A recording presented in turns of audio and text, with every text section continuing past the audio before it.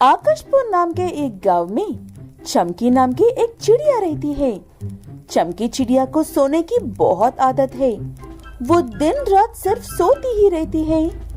उसकी इसी आदत की वजह से ही उसकी माँ परेशान रहती है। उठ जा बेटा, दोपहर से शाम ही होने वाली है और तेरी सुबह तक नहीं हुई है अभी। मैं क्या करूं ऐसी औलाद का, एक ही तो है, कुछ कह भी नहीं सकती हूँ। एक ही है कहकर तुमने ही उसका ये हाल किया है। हम तो माँ बाप है कहकर झील रहे हैं, लेकिन क्या उसे उसके ससुराल वो झील पाएंगे? ऐसे सोचकर परेशान होते रहते थे बस चमकी के माँ बाप। जैसे तैसे एक सच्चे परिवार को देखकर चमकी की शादी तो करवा देते हैं। उसके माँ बाप चमकी की सास चमकी को बहुत ज्यादा पसंद करती थी, इसलिए शुरुआत के कुछ दिन उसके लिए बहुत अच्छे से निकल जाते हैं।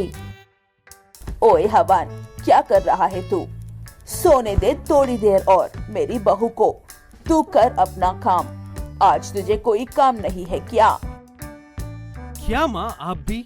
दोपहर होने वाली है, हमारे लिए नहीं तो कम से कम उसे खुद के लिए तो उठाने को कहो। कब तक बिना कहे सोती रहेगी? क्या बात है, मेरी वजह से सासू माँ पर क्यों भटक रहे हो आप? चलो खा लेते हैं। ऐसे कहते हुए बिना मुंह धोए ही खाने के लिए बैठ जाती है चमकी। सब खा रहे थे और वो वहाँ पर भी सो रही थी। सास को अपनी बहू की फिक्र होती है, इसलिए वो उसे एक बार अस्पताल लेकर जाती है। डॉक्टर को भी आखिर क्या हो रहा है कुछ भी समझ में नहीं आता है और वो कुछ नींद ना आने की दवाइयाँ लिख कर देते हैं। इन दवाइयों का भी उस पर कोई असर नहीं होता। फिर सास को एक ख्याल आता है बहू को बिजी रखने का। चमकी बेटा, मेरे लिए एक चाय तो बनाकर लेकर आओ, सर में बहुत दर्द हो रहा है। हाँ माँ जी, मैं अभी आपके लिए चाय बनाकर लेकर आती हूँ, फिर साथ में बैठकर पिएंगे दोनों। ऐसे कहते हुए चाय बनाने के लिए गई हुई चमकी चाय के बनने तक का इंतजार नहीं कर पाती है और वहीं पर खड़े खड़े सो जाती है। इतनी देर क्यों लग रही है कहकर आकर देखा तो चाय उबलकर नीचे बह रही थी। चमकी बेटा, क्या कर रही हो? सारी चाय तो नीचे बह रही है। उठो उठो बेटा। माफ करना सासू माँ, मेरी आंख लग गई थी, लगता सारी चाय नीचे गिर गई है। मैं अभी साफ कर देती हूँ। चमकी जो भी करती है वो जानबूझकर नहीं करती है और बाद में परेशान भी होती है। सिर्फ इसी एक बात की वजह से उसे कुछ भी नहीं कहती है सासू माँ और हमेशा किसी न किसी तरह से उसकी मदद करने की कोशिश करती रहती है।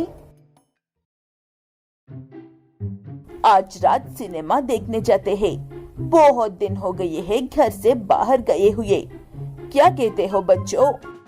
मैं नहीं आ रहा हूँ कहने पर भी आपको जाना है तो जाओ। अगर ये मूवी थिएटर में ही सो गई तो उठा कर ले आना नामुमकिन है। लेकिन मुझे सिनेमा देखना है, वो भी सासू माँ के साथ जाकर देखना है। हम जरूर जाएंगे सिनेमा देखने के लिए। ऐसे कहते हुए सब मूवी देखने के लिए जाते हैं और सब मूवी एंजॉय भी कर रहे थे। हवन एक शर्त पर मूवी देखने के लिए आया था, अगर चमकी को नींद आ रही हो तो पहले ही बता देना है। मूवी में बहुत ही अच्छा सीन चल रहा था, तभी चमकी को नींद आने लगती है और वो घर जाने की जिद करने लगती है। मुझे सच में सोना है अब, मैं पिछले आधे घंटे से नहीं सोई हूँ। चलो अब घर जल्दी से। ठीक है कहकर सब ना चाहते हुए भी अच्छी वाली मूवी छोड़कर घर के लिए निकलते हैं। घर पहुंचकर देखा तो एक टेबल पर आग लगी थी और वो आग धीरे धीरे बढ़ रही थी।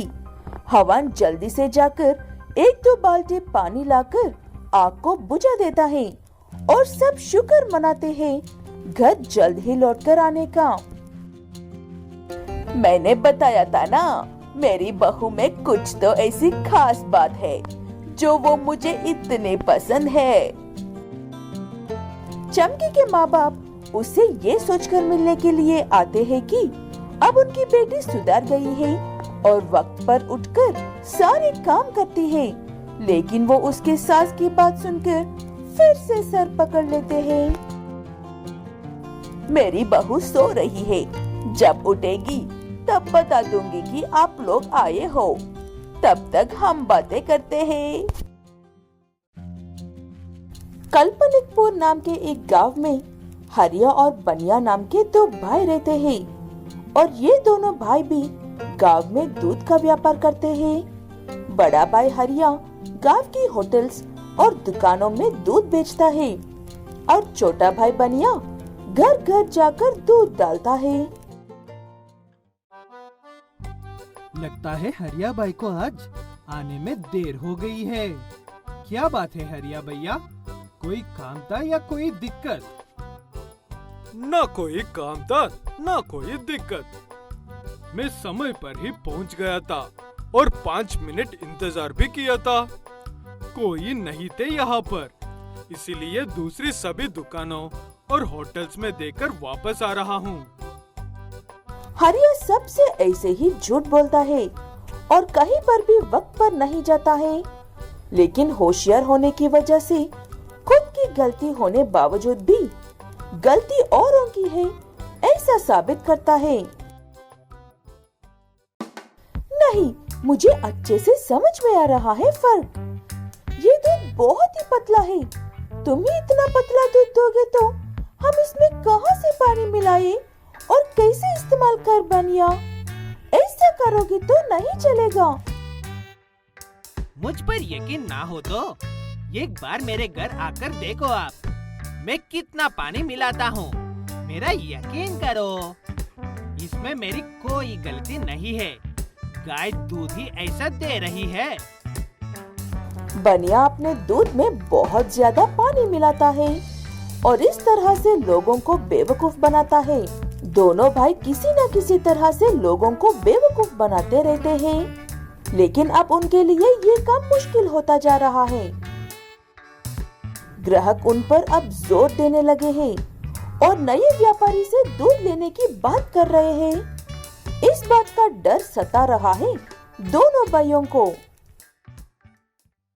भैया, आप तो बड़ी बड़ी दुकानों में दूध डालते हो, आपको इतना ज्यादा दूध कैसे मिलता है? मुझे तो पैसे कम पड़ रहा है, क्या आप मुझे बता सकते हो? तू भी तो गांव में इतने सारे घर होने के बावजूद भी हर जगह पर वक्त पर पहुंच जाता है। मैं तो 10 से 15 दुकान में जाता हूँ, वो भी लेट। तू भी तो चमत्कार कर रहा है मेरे भाई। ऐसे अपनी बात को बदल देता है हरिया, लेकिन उसे ये बात सच में जानना था कि हरिया को इतना सारा दूध कहाँ से मिल रहा है। इसलिए बनिया जोर देकर पूछता है और हरिया ऐसे जवाब देता है अपने भाई को। मेरे पास एक इंजेक्शन है। वो इंजेक्शन गाय के देने से गाय बहुत ज्यादा दूध देती है। इंजेक्शन देने वाले ने कहा था कि इस गाय की थोड़ी सी उम्र कम हो जाएगी, लेकिन किसी को कोई नुकसान नहीं होगा और पैसे भी अच्छे कमा सकते हैं। फिर तो ये बहुत अच्छी बात है। मुझे इसके बारे में पहले क्यों नहीं बताया भैया? अकेले अकेले ही बड़े आदमी बनना चाह रहे थे क्या? हरिया कहता है कि वो करता है तो इतनी गलत बात नहीं है, क्योंकि वो होटल्स में बेचता है और दुकानों में।